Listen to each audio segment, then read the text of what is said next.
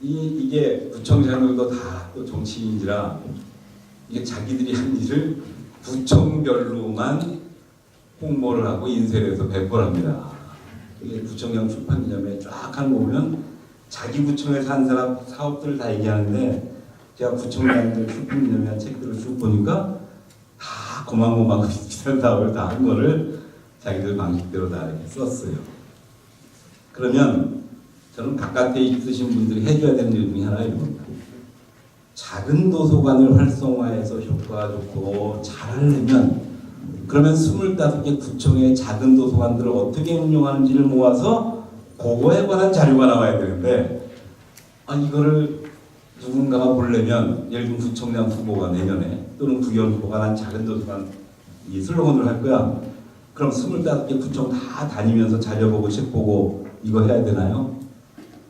이거를 모아서 한 군데로 정보를 만들어내고 작은 도서관에 관한 의제는 이 정도 수준이면 좋게 그래서 각 구청에서 잘하고 있는 거 던져줄 수 있는 자료가 있어야 됩니다.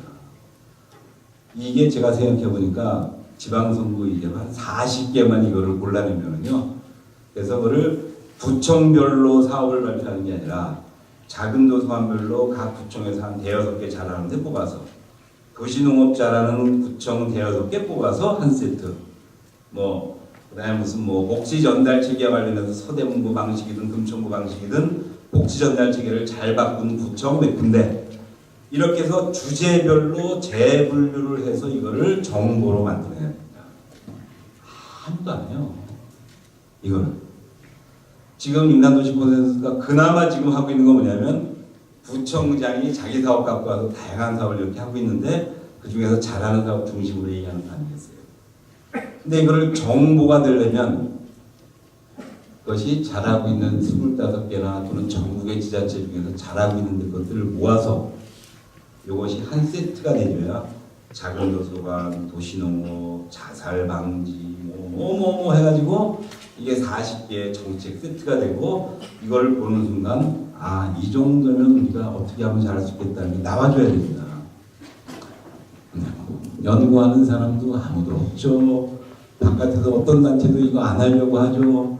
그럼 출마자들은 내년에 이제 또 이거 갖고 다 각자 알아서 그냥 뽑아서 하는 겁니다. 이러면 의제가 모아지지 않는다. 결국 정치인들을 끌고 가는 힘은 뭐냐면 제가 공유라고 얘기했지만요. 정보의 프레임을 만들어서 그 프레임을 제공할 수 있는 축에게 다른 듯이 지게 되어 있습니다. 예를 들면 미국에서 랜드 연구소하고 무슨 브루킹스하고 헤리티지하고 이렇게 싸우는 거나 비슷한 거 아니겠어요? 70년대부터 70년대 초반부터 이 우파들이 연구소를 쫙 만들어가지고 이거를 80년대부터 확산시켜서 정치적인 세력화하는 것처럼요. 이런 정보를 프레임을 만들어서 제공할 수 있는 축이 없으면 저는 이런 좋은 사업들은 결국은 사라지게 됩니다. 아니면 형이화돼서 형식만 남습니다.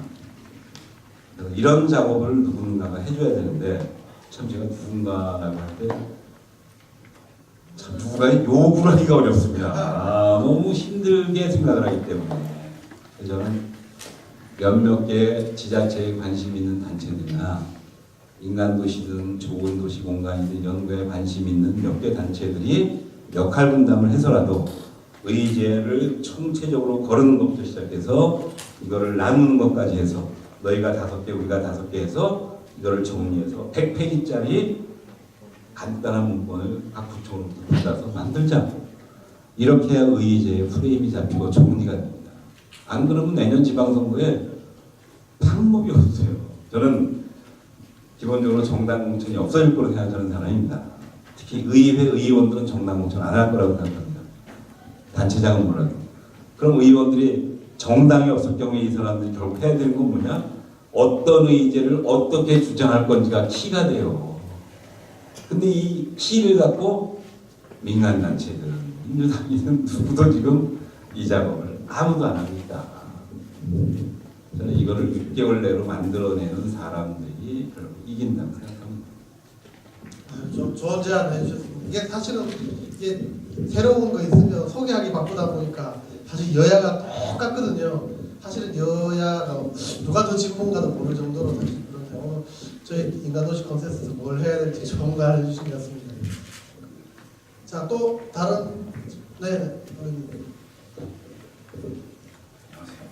또 뵙게 예, 부총장님 반갑습니다. 영상국의원 권영아입니다.